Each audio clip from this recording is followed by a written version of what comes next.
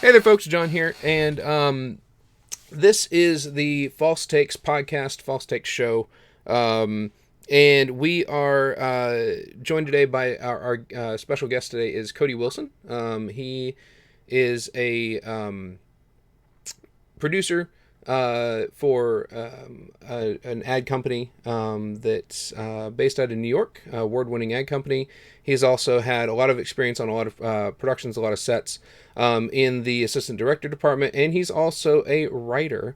And he's going to talk about all kinds of stuff today. It should be a real good show. If you're unfamiliar with the show, this is the False Takes, and it's a show about art, design, film, and the mistakes we all make on the path to creating something new.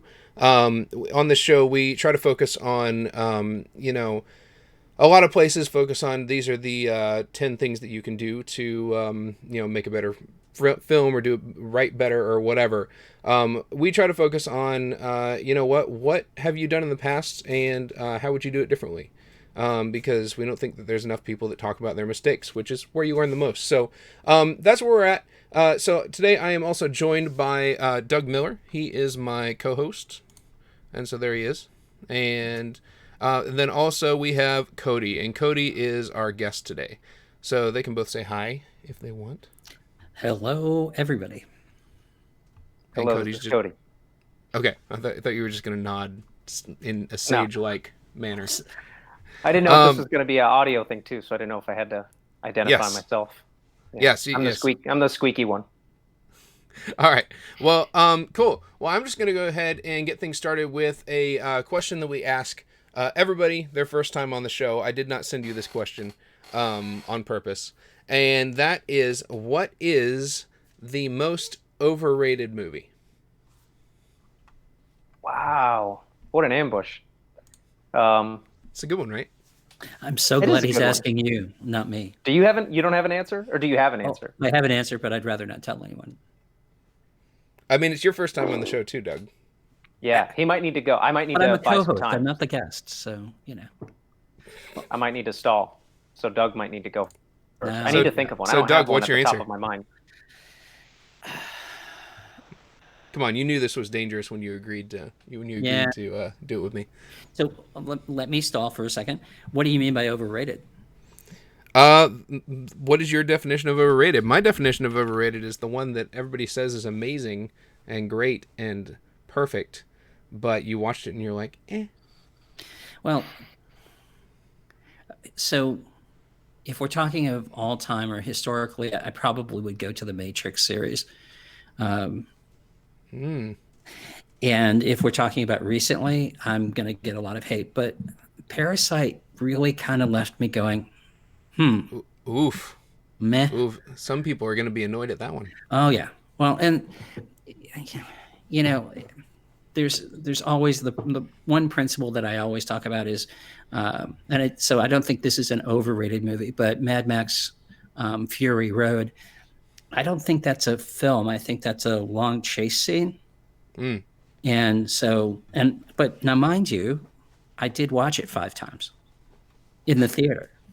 So I absolutely loved it and enjoyed it. Yeah. But it really isn't a film. So, and I get a lot of hate for that. I think most recently, my reaction, I watched Parasite and I enjoyed it, but it was like, meh. It didn't change my world. It was like, oh, it's a nice piece of filmmaking. Okay, cool. And Codey, all right, you've had time. I don't have an older one. Yeah, I know. I appreciate it. I can't think. The only thing that comes to mind was recently, because I kept seeing these headlines, and I think I hyped it up, and I can't tell where the real audience begins and the marketing ends on these things. But all year I kept hearing, Uncut Gems is being snuffed. Adam Sandler's being snuffed at the Oscars, and I was like, whoa, Adam Sandler must have brought it. And so we rented Uncut Gems and we watched it, and it's an exhausting, tense 2 hours. But I didn't leave going, man, the Oscars, he got robbed. That was my most overblown of 2019, I guess. It's true. I have heard a lot of good things about Uncut Gems, like insanely good things about Uncut Gems. as I a watched the movie, trailer. I'm like, as a it's an whole, interesting trailer. But that's, I don't know, like every time something, I mean, where is the bar now that anytime something, I don't know. I'd like to imagine that there was a time before time when we'd be like, good movie. That's Yeah. it. It just ends there. Good movie. But anytime something's good now, I just feel like people are like helicoptering their shirt, like, oh yeah, here we go, Oscars. And then there are actually films that I think should be there that don't end up there because they like, I don't know, I feel like they favor indies a lot. So it's all confusing. So that was pretty overhyped for me. Isn't that the problem with all of humanity, though? I mean, we use these superlatives and we box ourselves into a corner. And so when we go, oh, the best burger ever is at this restaurant, and then we get somebody who has a better burger, and we go, oh no, this is even super good. This is, and it, we tend to hyperbolize things, whether it's food or movies or whatever it is, and it gets to a point where things just can't live up to the hype, to the point where the word awesome really has become almost meaningless. Mm-hmm. People use it just way too often. Yeah. Like I loved Parasite because I had no idea I was in for a good movie. Mm. If someone is to watch it after it wins Best Film of the Year, I mean, they probably would still appreciate it. But I mean, I had no idea what was coming, so I was just delighted. It's like, oh my gosh, this is great. Yeah, I didn't watch it until after it won Best Film of the Year. That'll do it. It was a good year, you know. I mean, it was exciting. It wasn't like Silver Linings Playbook year. That's when I thought the Oscars were going to be done. I was like, I can't. Can I do a substitute, John? Since I don't have a most overhyped movie, the year Silver Linings Playbook won, I was just like, what is this anymore? Okay, well that's good. That's that's an overrated movie. Yeah. So it fits. Okay, cool. Well, I'm gonna move into some of the questions we've got. And just so you guys know, people in the audience that are watching, make sure you are thinking of your questions because I only have some, and then we're gonna open it up to questions for Cody. So the first question I have for you, Cody, is who are you and what are you doing in the film industry today? It's an easy one. At least I hope it's an easy one. Yeah. I'm producing commercials right now for Cry. It's a production house based in New York City, although I'm in Austin, Texas. Been producing commercials for the last 3 years. Those guys are really great, and they took a chance on me after PAing in LA for almost a year and a half, maybe. And yeah, that's what I've been doing as of last month for the last 3 years. What else was it? Who am I? What am I doing right now? Yeah, what are you doing in the industry today? So beyond Cry, do you have anything else going on? Any side projects, anything like that? Yeah, yeah. And the mornings that I do get up early. The pandemic makes getting up early harder than usual somehow, because of staying up later these days. But yeah, in the mornings I get up and try to write. And this morning I wrapped up a treatment for the show I've been trying to build for the last 5 years, ever since I didn't finish my senior thesis for Doug. But we'll eventually tap on that, I'm sure. That actually is going to lead into my next question. So pause that thought. Yeah. I do have one question from chat already. Why Austin? I over-research, and I think I told your class this one time. You can go to Movie Maker Magazine's Best Film Cities of the Year, and they give a pretty decent breakdown of the tax incentive situation. And it's a long answer, but I'm trying to kind of explain some of the problems with this type of thinking at the same time, if that's allowed, if that's okay. You're the guest. Yeah. I left LA in 2012 because I realized I was working too much. I eventually ran out of money. One job turned into two turned into three, and then I was just doing nothing that had to do with film or anything. And so I knew that the Southeast was coming up back then because it was actually still interesting back then. You kind of had to have your finger on the pulse a little bit to know that something was happening in Georgia. Louisiana was having a big moment. Wilmington, North Carolina is still going really strong. And I figured just doing the math. I was like, okay, these places where there's a lower cost of living, I won't need to work so much and I can get more involved. So that began like a great journey of living in almost every film city, at least in the South and Southeast. And Austin was always on that list, and they were doing much better back then. But I believe these state tax incentives have come to mess up Texas film industry a little bit in the last year, because I don't know if Alita Battle Angel was 2018, was it? Do you know?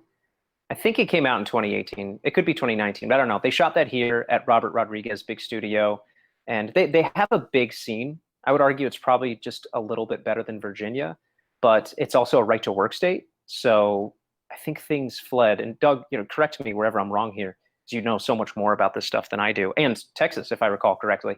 Mm-hmm. They have the structure and the crew and the resources for a really good film industry.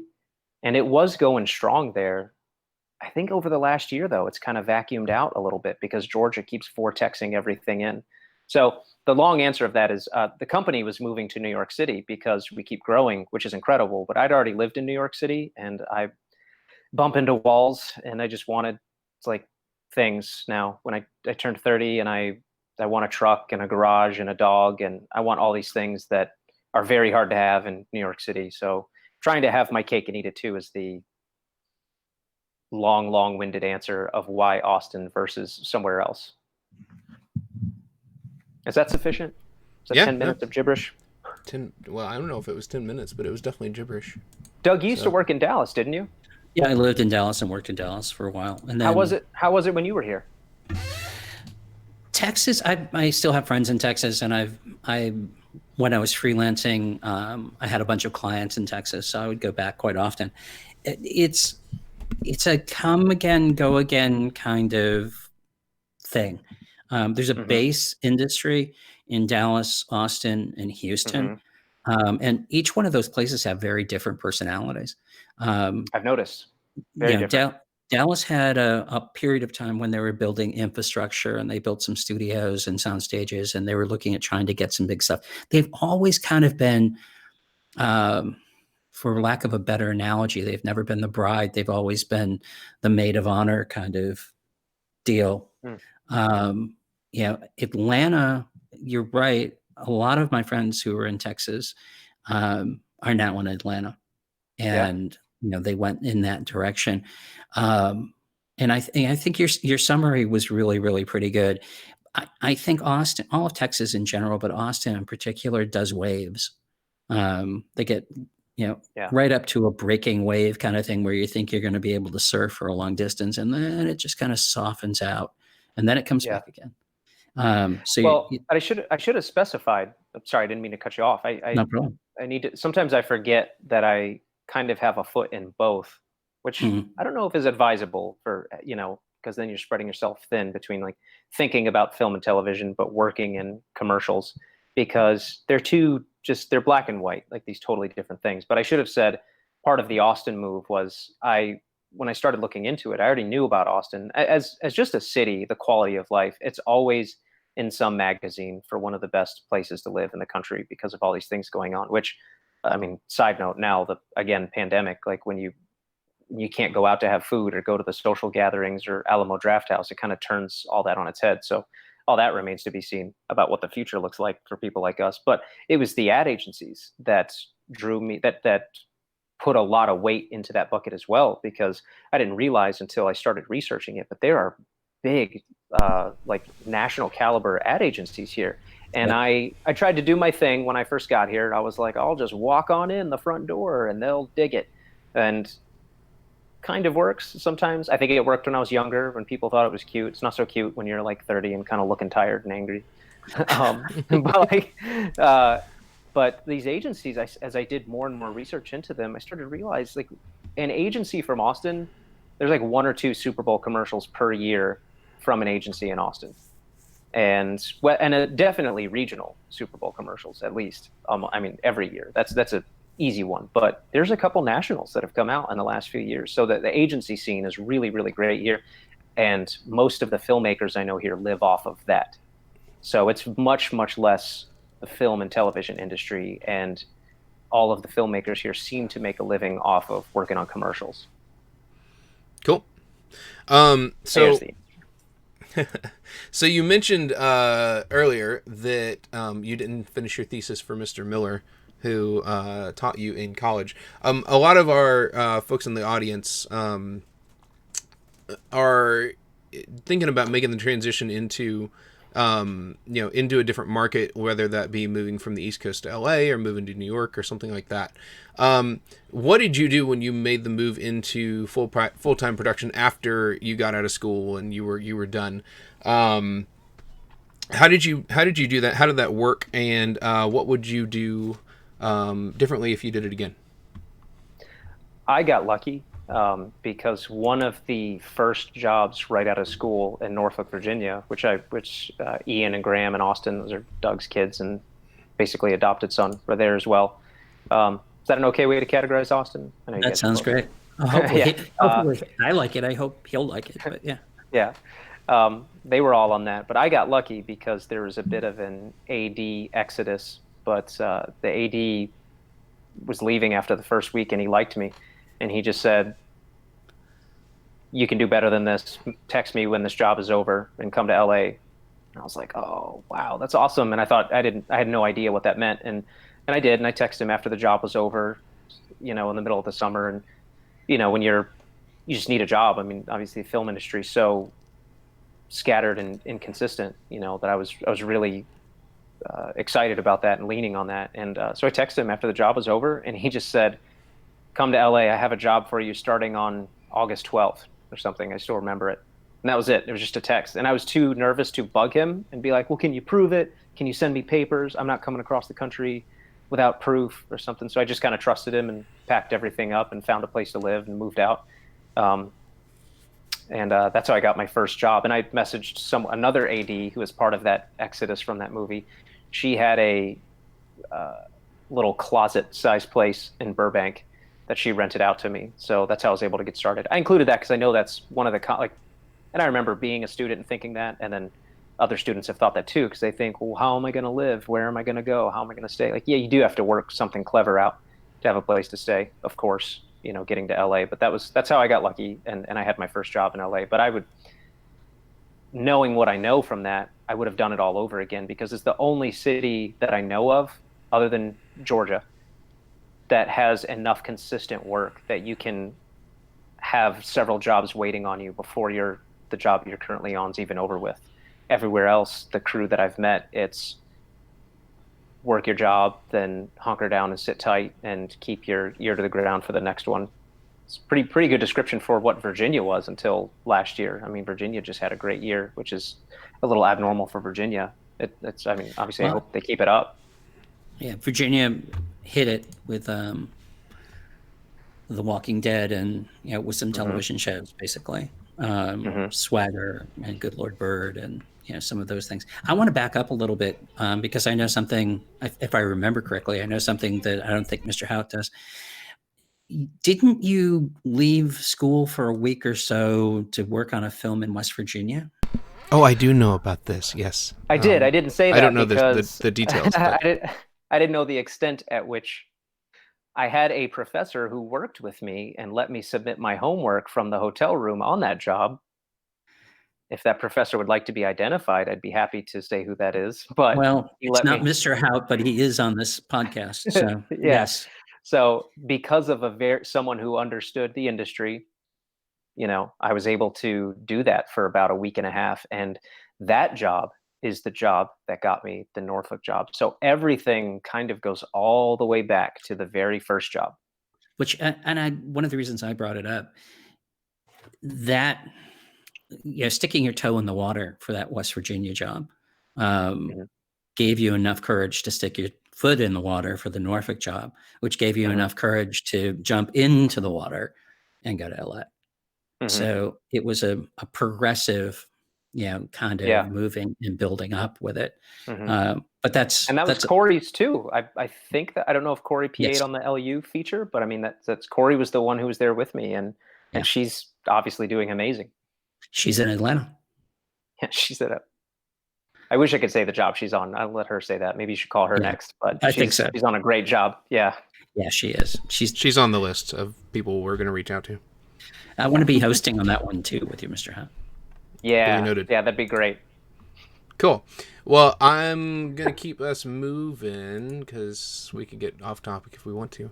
In a heartbeat. Oh, yeah. So I actually have somebody in chat, Mary Beth, says you've always got some crazy idea in that brain of yours, which leads me into my next question. So my next question is, what is one project, you have to pick one. You have to pick one. One project you've worked on since you've been out in... I need to turn my system notifications off, apparently. Since you've been out in the industry, it doesn't have to be LA, it doesn't have to be Austin, whatever. What's one that you've worked on since you've been in the industry that you have absolutely loved, and what would you have done differently in hindsight? What did you learn from it?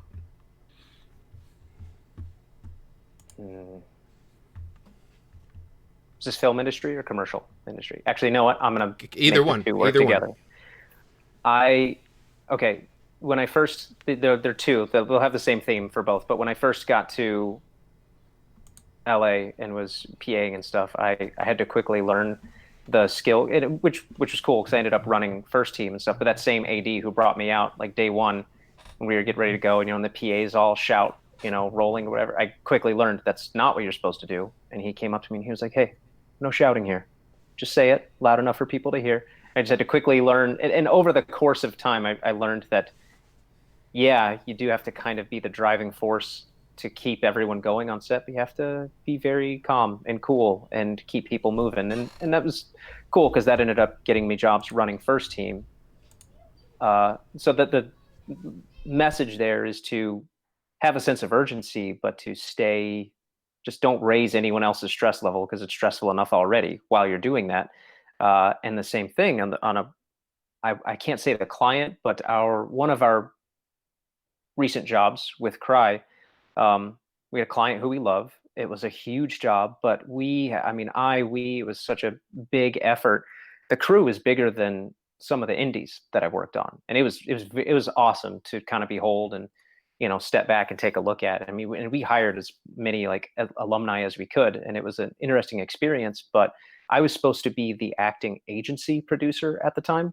And what that is that's the person who's supposed to be the go-between between the agency or production company in this case and the client. And I was that, and I had made it clear to them that I was that I was there for them, that I was there to support them with whatever they needed.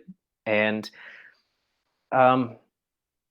we always ask for a debrief, or like a recap to see how we did. And as you guys know, I try my best to be a high performer, and their main criticism was we did, in their own words, I'm not quoting it correctly, they said we didn't feel we weren't paid enough attention to.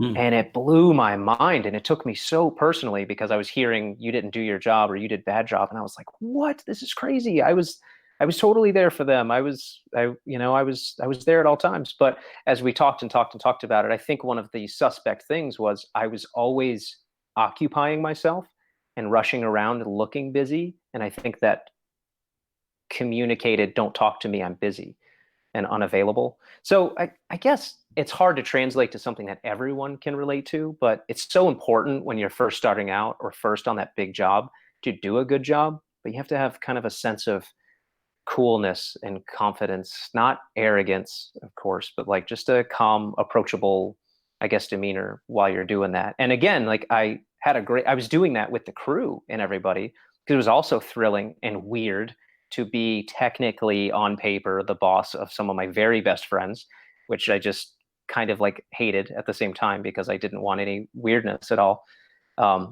But yeah, I didn't realize how much I had shut out the client. And in this case, that was a big deal. So that was a huge mess up that I'll be looking to avoid next time we're on a big one, to just try and be very present and aware for the client. Perceptions are a really interesting thing because that's what it sounded like, was that they were perceiving that you were busy doing other things and not with them, not dedicated to them. And that's so understanding that perception kind of idea. You're not dealing with facts, you're dealing with perceptions. Mm-hmm. Yeah. So I know that's, sorry, John, I know that's not like applicable to any filmmaker anywhere, but yeah, that was one of the big ones for me It's as far all as commercial applicable producing goes. because it's that stuff. It's that stuff that you learn right when you're. Most of the mistakes we make are stuff we're completely unaware of in the moment, and I think that's a really good example of that. Like you had no clue, and then even when you got the feedback, like you didn't even interpret it, entirely completely correctly until you actually read what they actually had to say. So I think that was No, a I good did not thing. interpret it correctly. I was driving home from DC and I had to pull over. I was so angry. So one of the other things, though, I think that is applicable to everybody and anybody who does anything is who's your boss and what are their priorities and how are they going to perceive things? What do they think? What are they thinking are the check boxes for you doing a good job and making sure that And you understand? that might have been what was weird about this, is because I'm trying to say this without sounding pretentious, because again, like I said, I kind of hate it, even though I understand how it's necessary.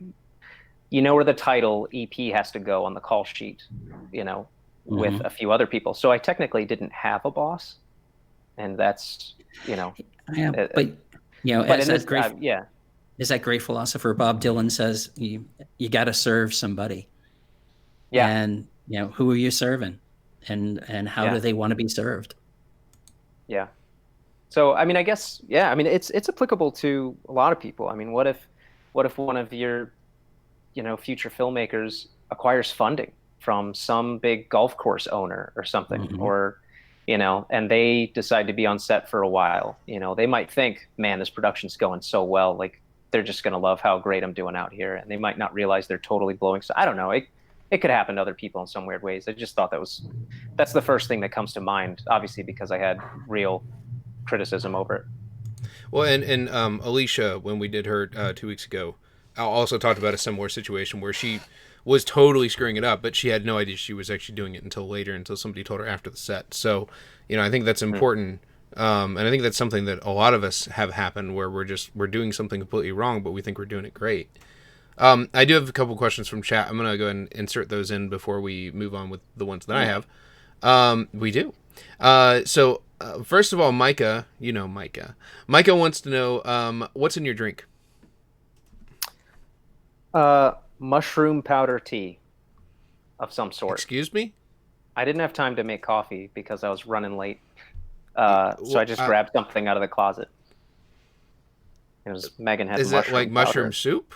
Or I think it's don't understand what matcha, mushroom powder matcha is. latte. Yeah, the people do like mushroom coffee now. It's like the green tea from that stuff. company.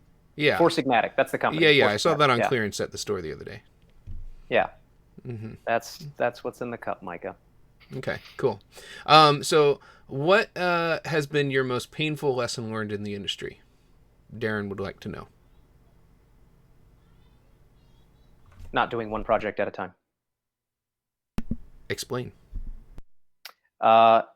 Recently, I had to make something up at work, and thankfully, Justin and Juan have been supporting me on it. And I say, guys, I have to start chopping down trees because the way that I was doing tasks was feeling busy.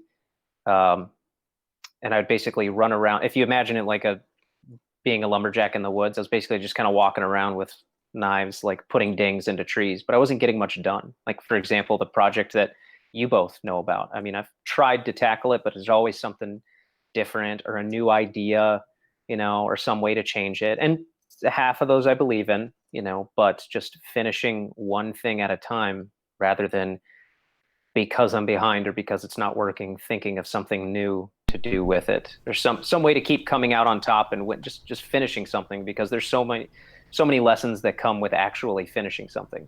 I think that's good.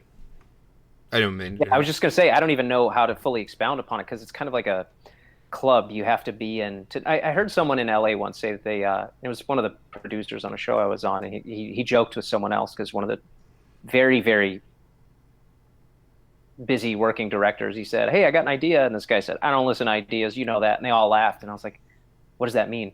And his assistant said, she was like, oh, they just make fun of people who have ideas because they don't mean anything. And I was like, what does that mean? And she was like, it's, and after a conversation, it meant like finished scripts, finished treatments, finished pitch decks. Those are ideas in the real places where people actually take you seriously. But if you just have a cool idea, you're just saying funny things to people that don't mean any. It's just air. Like, it means nothing. So finishing things was my biggest, I think, failure, which all the way back to the senior thesis. I looked at it in school. I told Doug, I was like, it's not working, but I bet it'd be cool as a trailer. And then that started 5 years of branching off and trying other things, Yeah. Whereas if I had finished it, the experience that I would have, the finished even if it was a failure, I would still know how to see something all the way through. Like exporting a project is one of my biggest weaknesses because it's at the end of the line of a project. And I think I've done it like once, So I have 20 Trello boards with phenomenally laid out ideas and the beat structure and how cool this would be and all these character descriptions and all this great setup, and they're all unfinished. It's like 20 people standing at the bottom of a mountain that nobody's going to the top of. So just one thing at a time. Maybe push one knob up the soundboard instead of trying to like reach all of them on a THX board and push them up at once. That project that we're referencing, I actually look at it as one of my greatest failures. Oh, thank you. Feels great. Yeah, but the failure from my point was I could see a film. I could see a really killer film there. I just couldn't get you to transition from what you had in your mind and what you thought you shot to what you actually shot and the gems that were actually there in the footage. It was so far away from what you set out to do. I don't think you could ever make that transition to go, okay, forget what I thought. Yeah. Let's look at what I've got. Let's make what I've got the best thing that it can be. And you just went, and threw up your hands and said, let's make a trailer. And I know how to do that. I think it was ego. I think it was just ego and insecurity, not wanting to so the film day, I cheated. I basically won on showcase day. No matter what anyone tried to take away from me, I technically won because I couldn't have the worst film. I had no film, so I got to be the fun thing. So it's like cheating and playing unfair. But it's arguably much worse I'd rather play to win than not play at all, so that I don't lose. Well, I think you also, I think the cheat part that you just said was you were afraid to risk really trying and failing. Trying and falling short, throwing it out there and having people go, oh, I don't get it. Or it has these flaws. And I think everybody goes the journey on a short film. Everybody goes through it. You hit that point where you think it's just horrible and it's miserable and you totally failed. And then you got to push through it and come to a place where you love it again and you see it for what it really is. It's, like any kind of relationship, you come out of the infatuation and you wake up in the morning and really look at what's going on. Yeah. And you take a deep breath and then you move forward. Yeah. Yeah. No, there's a lot of things that I had to learn slowly because of that. Like Juan and John Hout helping me, anyone who was helping me edit, like practically, they would help me the first night and then 11 p.m. would roll around and I'd be like, oh my gosh, this is taking so long. I can't do this to them. And it took years for them to be like, dude, like this is how it works. Like, let us do this. So we're editors. It's going to go all night. Like, it's fine. You're not hurting anyone. But I always, like, anytime I go to John's to edit, I show up with coffees and I'm like, hey, Mr. John, can I get you anything else? Thank you so much. And John's like, it's cool, man. We're just going to edit for a while. It's like all these cool lessons that would come with finishing something took me a long time to learn. Yeah. Cause I thought it was so rude. People like writing editors all night and stuff. I'd be like, my gosh, that's so selfish. These selfish directors, how can they do that? Keep those guys up all night when, it's what editors are doing. They know that they'd be up all night anyway. Better. Yeah. Yeah. If they're not, most editors are nocturnal anyway. So yeah, it comes with the territory. It's like being a DP.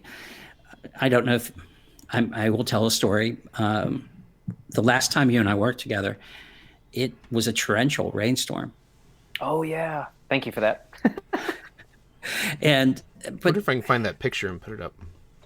But the fact is that that's one of the joys of being being a DP is you're out in the middle of the heat, you're out in the middle of the rain, you're out in the middle of the snow. You're in it. That's part of the territory. That's part of the deal. That's why we do what we do. Yeah. And so I was digging it. I was having a grand old time, and it was a heck of a lot of fun to figure out. It was a lot of fun. Yeah. How it was can we so get much chaos. I forgot how much fun that was. how can we get the best images that we can possibly get and not kill anybody? Yeah. And I think that those circumstances were so bad with the rain that someone like I didn't have time to get insecure or try to stop you or think about something not working. We just had to go. So a situation like that was probably great for someone like me. I don't think I've That's ever. almost done, by the way. I'm excited for you to see it. Oh, cool. I don't think I've ever worked in a shoot where we picked up the camera and the tent the camera was in and moved it to the next location for the next camera setup. That's right. Yeah. We had a 10 by 10 tent, and the camera was in the middle of it. And then it started leaking. And so we had to keep the camera in a part of the tent that wasn't leaking. It was rather fun. It was a lot of fun. Yeah, those pictures are great. I'll post those soon. I was sitting on those for a long time for crowdfunding campaign purposes, and that was supposed to launch this month, but I don't think the economy is ready for donating at this time. Yeah. Maybe get them excited when we come back out of all this. Yeah. Here, I'm gonna put up on screen one of the screen grabs from the shoot you're talking about. Oh, cool. Since you're both here.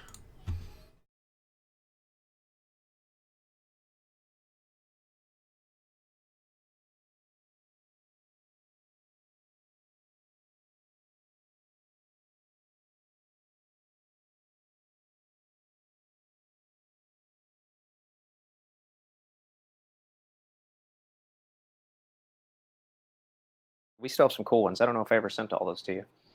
No, I don't think you did. Okay, so I do have another chat question. Sorry. So Katie would like to know what got you interested in AD department versus grip, DP, etc. Why did you end up going into that end of things?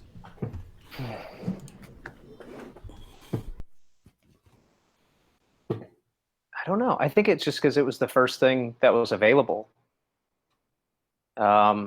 I kept trying to look for backdoor. It eventually worked because I ended up in the production office of Barry on HBO on the Sony lot in Culver City. So that was always kind of the plan, was to try and end up as a writer's room PA and then try to get in that way.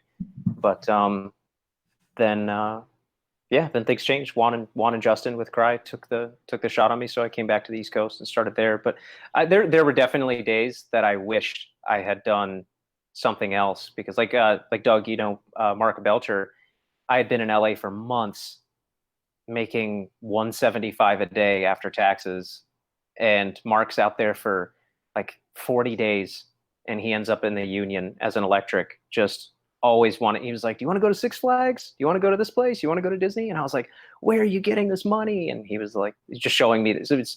He was doing much better in another position than a PA. So there were definitely times where I thought like, wow, this is really dumb. But I Googled some dumb article about the most likely crew positions to end up directing and or show running. And those were most often producers and DPs, according to someone's article, which who knows what that even means. But the numbers that they compiled were people who used to be DPs and producers ended up being the most likely to make their own stuff. So I guess I was just trying to crawl up that way. I don't know if that's a good answer. Can I throw something in for people who don't know you as well? Your personality, what you're doing, it wasn't any surprise to me or to Pam. When we knew you back when you were first doing the 200 level courses, your personality as a producer, your personality is, give me the steering wheel. I know where we're going. And, you do that well. You're wired to do that. So I think you went into the natural kind of direction that you were supposed to go in. Oh, Thanks. We'll see. It's yeah, there are days I don't know what I'm doing, but some days it feels really good, you know. Like this morning finishing that treatment, it felt really good because now I'm just a couple of steps away from sending it to all of the producers and VIPs I'd ever met to either, I don't know. Who knows what happens after this? You'll be the first to know though. So that actually brings up a good point. So you've mentioned this treatment several times. You kind of talked about the project a little bit. We showed that screenshot, but I'm more curious about what is your process when it comes to writing something like this, developing something like this. I know that you could probably talk about this for 2 hours because I know you. But give me in a nutshell, like what practices have you found to be the most beneficial pursuing that writer and content creator thing, because you've got to multitask and you've got to juggle it with everything else that you're doing. So what is how does somebody do that? How does somebody juggle those two things and still come up with a product at the end of the day? Even if it takes 5 years, you still come out with something that you can actually show to somebody and pitch and do something with.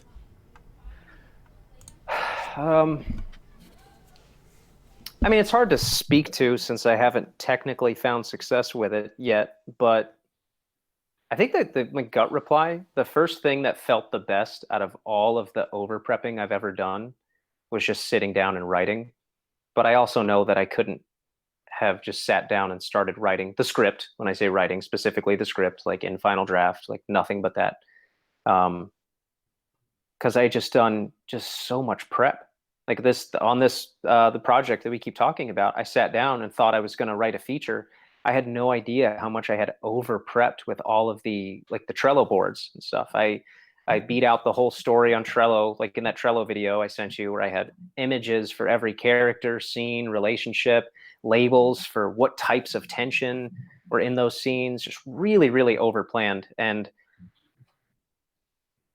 one of the times it kind of stung, I met this cool Netflix writer at the Austin Film Festival, and I was proud of that Trello video when I finished it and I sent it to him. And I was like, hey man, just, I was trying to look valuable in his eyes in case he needed someone in the writer's room in the future or something. I don't know. And I sent it to him and he was like, man, this is his email, it said something, the beginning, he said, this is incredible prep. He was like, this is some of the best prep I've ever seen. And I was like, yes, this is awesome. He likes it. And then he said, but this is just not how I would ever write. He said, when I write, I just sit down and start writing. And I was like, oh, what does that mean? So it was an interesting experience. And so the prep is cool. I love using things such as Trello and cool workflows and stuff. And they are helpful. They're all there. It's good for casting visions, if you will, to other team members and stuff, if they can understand it, your made up system. But I'm kind of starting to favor just the old school treatments and scripts right now, because that's you know what? It's embarrassing because I have all this prep that is really cool, that I'm really proud of, but nobody can tell you what any of this stuff is about unless they're a friend. If it's like Dylan G or something, one of my favorite friends / editors, who was supposed to officiate our wedding this weekend, that was canceled.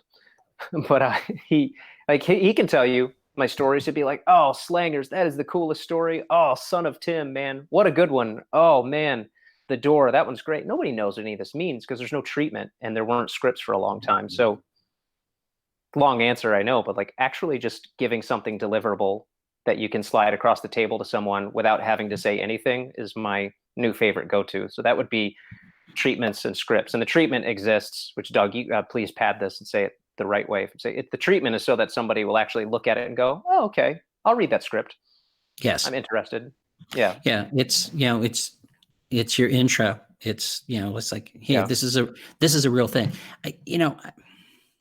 What you said earlier about ideas is incredibly important because, going, hey, I got this great idea. Yeah. So what? Ideas can't be copywritten. Mm-hmm. So, an idea, and the idea is worthless until it's executed. The execution is really where the value comes in. And the treatment is the first step towards the execution, towards the actual making it happen.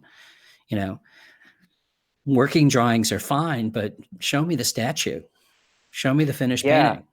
Man, I think I did everything backwards, to be honest. I don't know if someone said this to me or not, but I wish I would have done this stuff in that order along. I wish I would have started treatment, then script, then other things a long time ago. But it's all like now because it's a failure, it's kind of like carved in to stone, you know.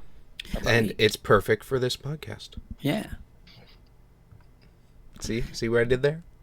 Yep. All right. Is that a sufficient answer, John? Is that Yeah, no, that was great. close enough to home for what you needed? Yeah. So I have a couple from chat, and then I'm going to move away from the narrative into things and move into more of your advertising background a little bit.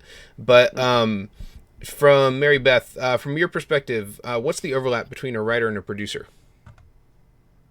What is she doing? Get out. Overlap between a writer and a producer.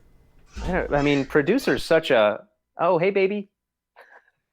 Yeah, sorry. No, it's all right. Producer's such a weird, like anything term. I mean, I don't know what kind of. I'm having a hard time answering the question. Well, yeah, then to you, what's a producer? Oh, it sounds weird. The producer's kind of supposed to just make things happen as I understand it right now. And I what do you mean, as you understand it? You do it.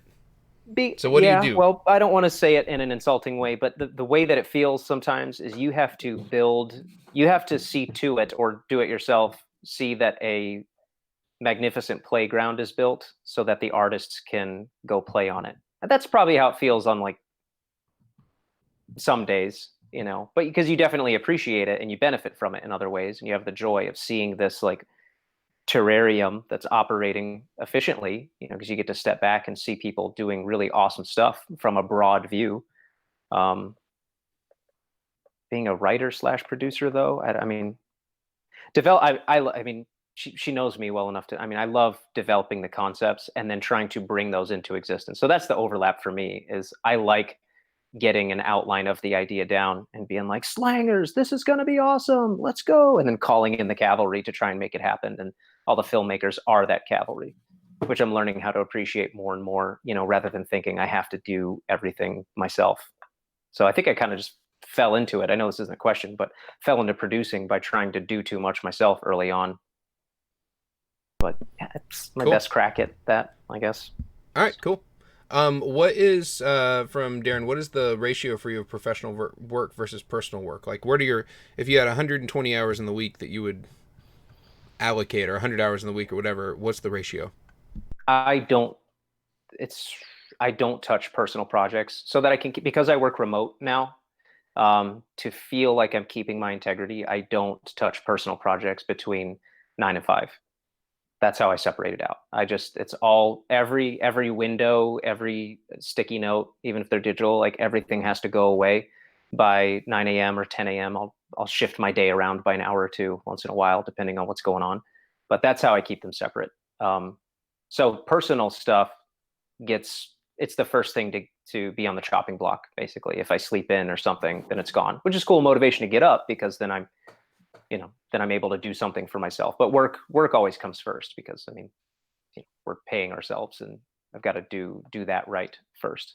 So it's the only thing that gets my attention between work hours mostly. And then personal stuff, I just usually hit a coffee shop on the weekends or try to do stuff in the morning. Cool. So real quick, that kind of leads into my next thing, which is about work, which is, you know, what your 9 to 5. You work for an advertising company. I believe you guys just rebranded, right? So you rebranded to Cry before you were Abandoned, Abandoned Films. So you guys just rebranded. You work for this advertising company. You've had some success recently with a couple of commercials in the past couple of years that have gone to air at the Super Bowl. So can you talk to me a little bit? You know, that's pretty high profile advertising work. So can you talk to me a little bit about what that looks like, first of all, like what working with that kind of high profile client works like, but also how have your experiences in narrative and other areas of production kind of informed what you do, and how is it different for you? The ways that production influenced it was nice to bring LA production experience back to Virginia, especially on commercials, because I don't know that commercials in Virginia, at least that's where we started, when I started with them. The company was 10 years old by the time I got there. Um, Virginia, when it comes to commercial productions, isn't that big, so it was nice to bring that kind of like iron fist of how things are supposed to go production wise to that a little bit and bring some more structure there. Not that they weren't doing well before. It's just once the productions got bigger, it was necessary with larger crews. The ways that it's different, that if I go off track and I'm not answering your question, just let me know. But production wise, it's almost all the same. I mean, you might have a 10-hour day instead of a 12-hour day. But the ways that it's different is in the prep.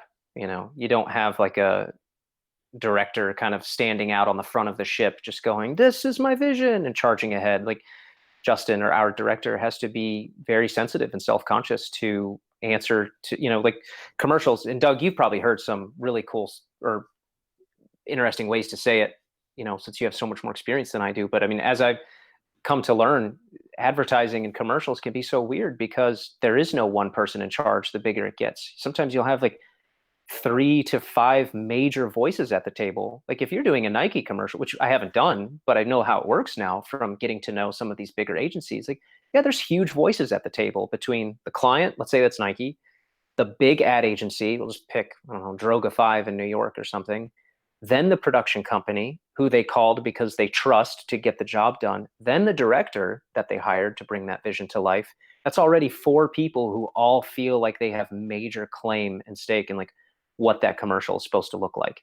And any one of them can hijack it or make it better at any time, it seems. So the artists at the company, like Justin and Juan, the director and editor, we have to do, and I have to facilitate that as the go-between. Like, you can have the coolest, or what you think is the coolest idea in the world, and sometimes they love you for it, and it could be a total miss, or sometimes they just step in and say what they want instead. Or you'll think you have an awesome idea, and maybe they pick a less than awesome one that was on your list. Sometimes we even make note, we're like, man, we should just not go in with the not awesome ideas for fear of them picking that one in the future, because it's happened before. We'll go in and we'll be like, this is the one, this going to space one, this is the one. And they'll be like, yeah, we like the basic girl on the swing spot. And we'll just be like, oh, not that one. That's no fun. So you have to be so open to change and delivering on something that you didn't even know you were going to have to deliver on, which, to my next point, is there's so much more development, it seems, in commercials. We do a lot of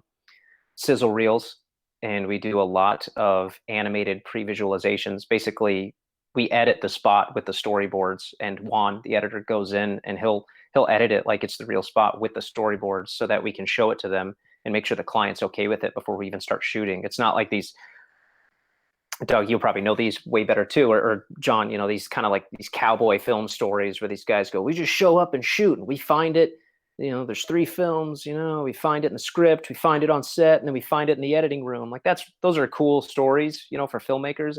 I would say it's not the same with advertising.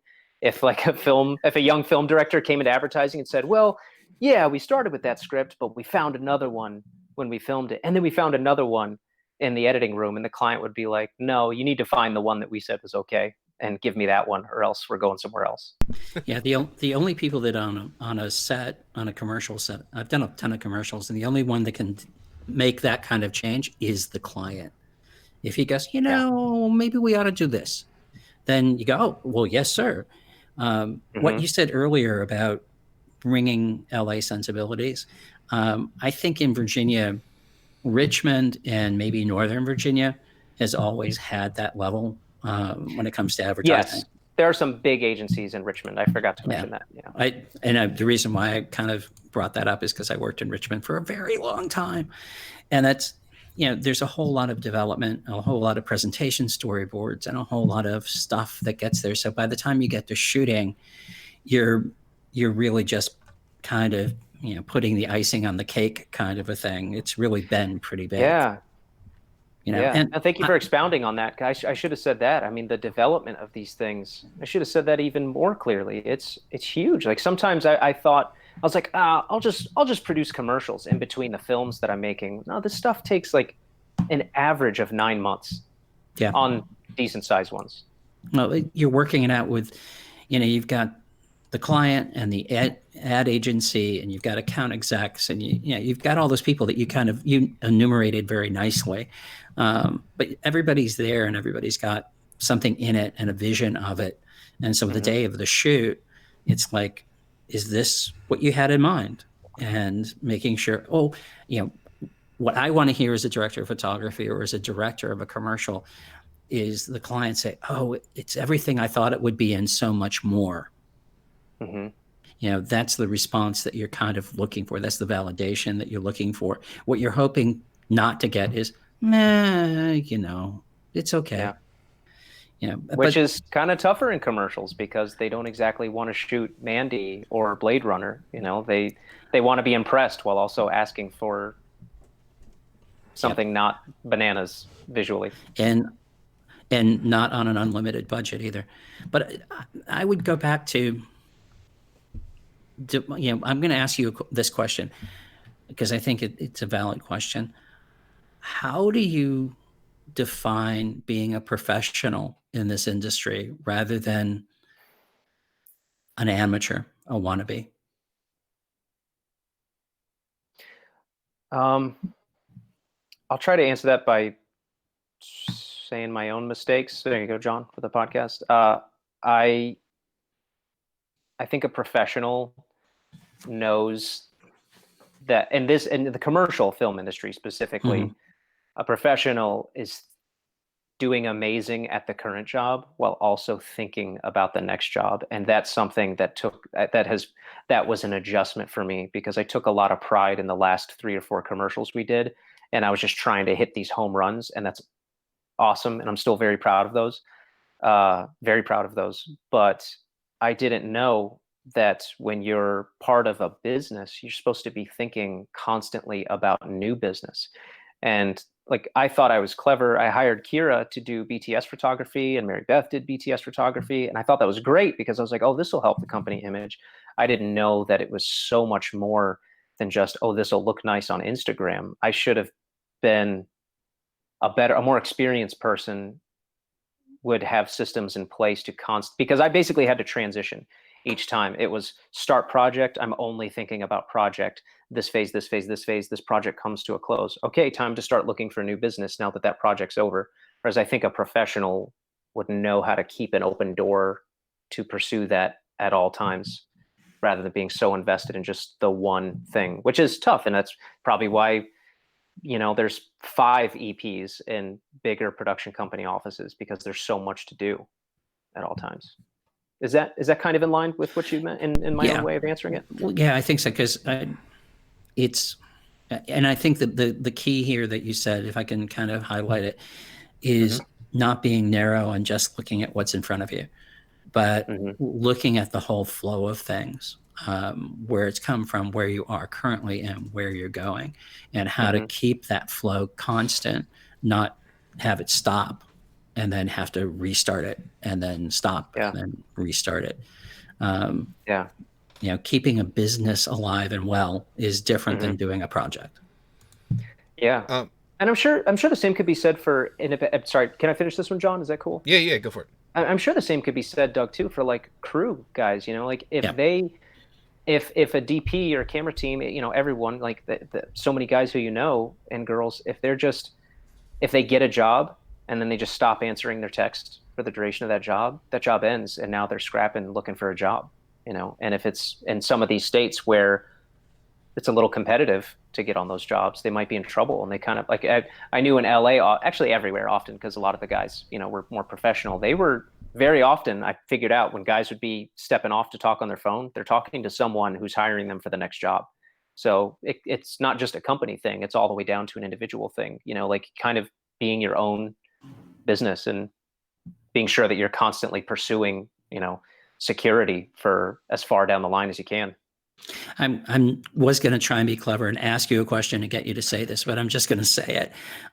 One of my cardinal rules is never let the client that I'm working for currently know that I have any other clients. but I've always got to be maintaining and taking care of all of my other clients. Yeah. So it's a real juggle where you can't go, oh, Codey, I'm going to take this call because it's another job. Mm-hmm. You got to kind of sneak off to the side and, call them at lunch, do something. But you never, if I was working for you, I would try to make sure that it was seamless and you never, ever thought I was paying attention to anyone else. You're the date that I brought to the party. You're the one I'm going to dance with. But you're texting someone else. All right, I got a couple from the chat. And then I've got one more question, so then we're going to wrap it up. Are you vetting these? For almost because an I don't hour. trust the people who we know. I mean, they're fine. So what is a follow-up to basically what you were just saying just a few minutes ago? Darren wants to know, along the lines of what Doug was talking about, how do you define success for yourself? What is that all about? Can you help elaborate on for myself, like what that means? Sure. So, for instance, some people, and this is a question that's actually come up on a previous one too. Some people, for success for them means being the next Christopher Nolan. Some of them, it means working enough to support a family and have 2 kids and a dog and a pickup truck. You're in Texas. Exactly. So, it's different for everybody. How do you define success? And so how do you accomplish, or how are you working towards whatever it is that your definition of that is? It's kind of a hard one to answer because I have to ask myself that several times a week and try and figure that out. And I wish I had more clarity. I'd feel so blessed to just have one thing that I was after. It kind of comes back to the chopping down trees, doing one project at a time. If I just wanted to be one thing, I feel like life would have been so much easier a long time ago. I think that's part of the answer, though. I think. Yeah. I'm a little, I don't know, cursed with wanting to do several things at once. I would be thrilled to. I'd love to bring in a big one for the guys at Cry because they took a shot on me and let me train myself up into this and make mistakes to learn. So I'd love to reward their faith, bring in a couple of big ones for them. Forever if possible, that'd be great. But I definitely am still very much infatuated with the film industry, very much. I would be ecstatic to get a show picked up or produced and then have a job on that show, whether that was in the writer's room or just as a producer.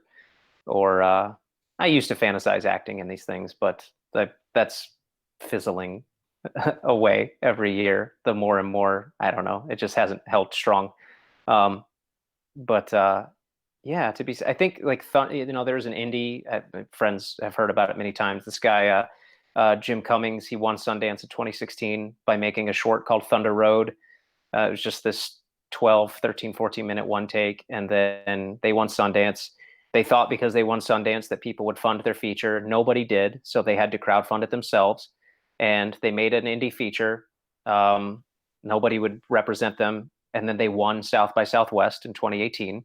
And then they couldn't get proper distribution after winning South by Southwest, enough distribution to make up, for what they had already put into the film, which was like $328,000 or something.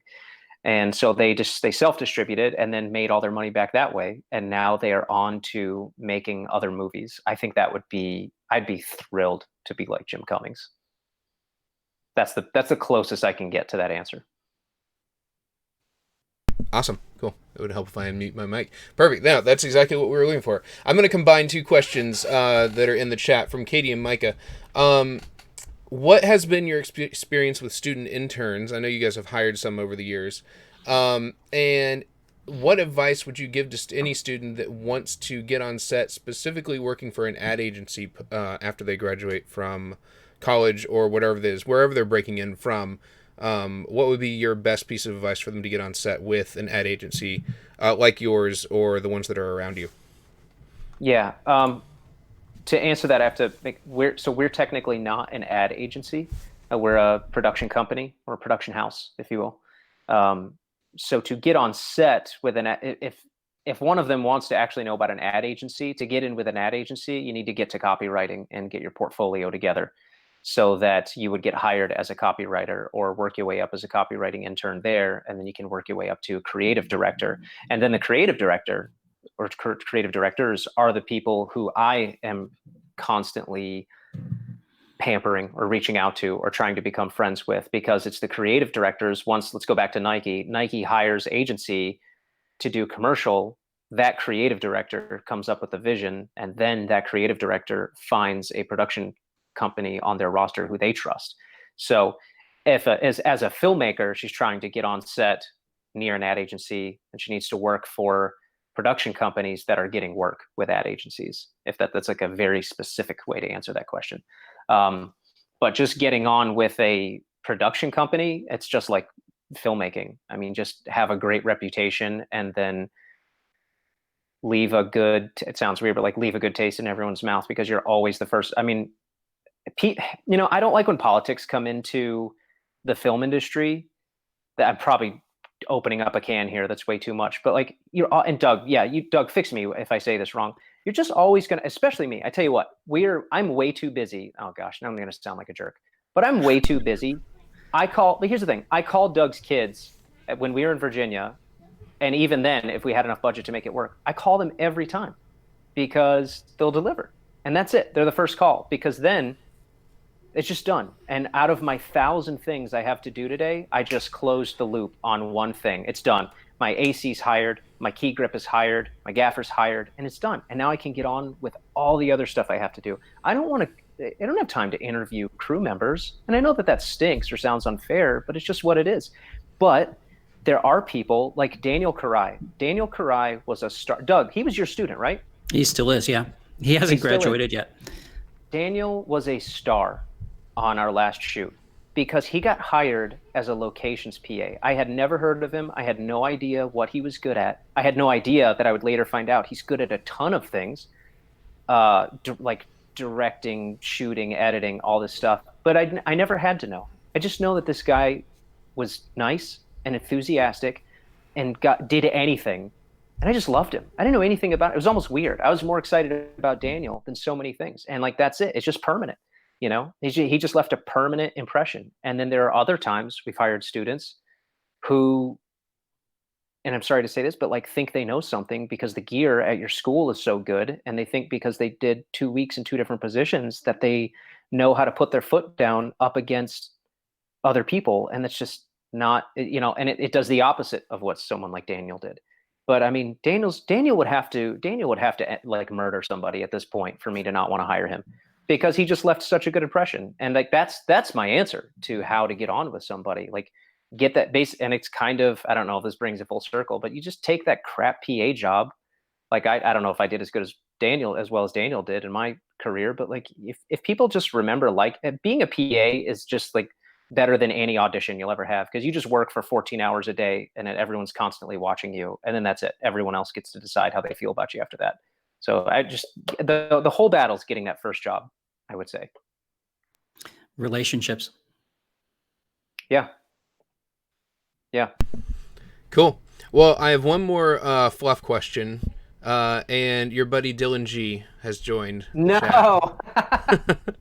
And he's actually given us a pretty tame question. So I'm a little surprised, but he says, I'm disappointed. I know, I'm disappointed too. I was kind of hoping he'd stir the pot a little more. But he says, who would be your dream client? Your dream client to work with? Boy, I should figure that out. We have a list. We decided to just do a list of our top 20 dream clients. And it's tough because that's as a team. I don't know as an individual who my dream client is. I might be able to get this though. Oh gosh, I'm sorry, I'm botching it. I don't know. Well, I would say a job. client that's willing to do something crazy. There's this ice cream company recently that started doing these commercials, where a guy's just hanging out of a truck giving kids life advice that is way too mature for them. And I see companies that do that stuff, and I'm just like, yes.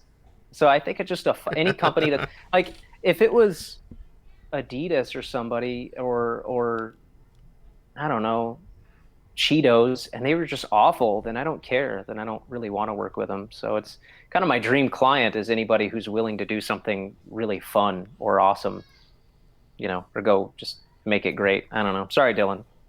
I'll text you later. Well, he says it's Red Wings. I don't know what that means, but apparently this is a joke for you. Red Wings are the boots that people like me who have them wear almost every day. Ah, I see. Yeah. Okay. Cool. Thanks, Dylan. Well, all right. So that's about the end of my questions, except for one. And I want to know, where can folks find you? Where can folks follow what you're doing? What's going on with you? What's the company name that you work for? One more time. And I'll put all this stuff in the description for everyone too, of the video, so that it's easy to find him. But you know what? Go ahead and tell us right now, and maybe I missed something. Maybe you can tell me. Yeah, I produce for Cry. It's a production house in New York City. We're at filmcry.com. We're on Facebook and Instagram. Personally, I'm Codey. It's Codey Wilson without the LSON. And I have CodeyWilson.com, which is just dormant and waiting for the project to launch. So I'd say that's the good summary of where I'll be. Cool. Yeah. All right. Well, Doug, do you have anything to add at the end? Nope. Thank you very much, Cody. It really is good seeing you. And Good seeing you guys too. Hopefully we can touch base again sooner. Alrighty. I'll send you those pictures. That sounds great. Yeah, and Cody, thanks so much for coming on here. This has been a lot of fun. And that'll about do it for our third episode of False Takes. We have another episode coming up next week. Keep an eye on our Twitter, twitter.com/false takes, and we'll announce who our next guest is and when we're doing it. It'll likely be next Thursday, but since everybody who is a guest on the show is a working professional industry-wise, they do have their own schedule that we kind of have to deal with. So keep an eye on the Twitter, and we will let you guys know when the next show is. But until then, thank you guys for watching. This has been a ton of fun, and we will see you next time.